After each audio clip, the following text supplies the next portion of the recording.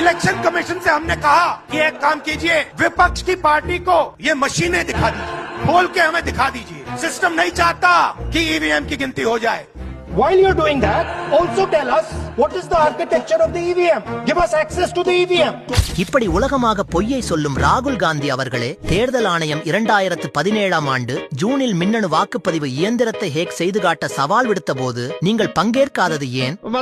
இப்ப நான் என்ன சொல்றது? அந்த சவாலை ஏற்று பங்கேற்ற உங்கள் கூட்டணியில் உள்ள சரத்பவார் பிரிவு என் சிபி எம்பி சுப்ரியா சுலே சொல்லுவதை கேளுங்கள். क्या हुआ?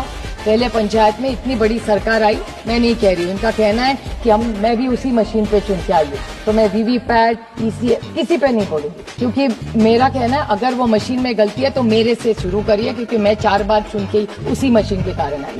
So I'm not speaking against the machine.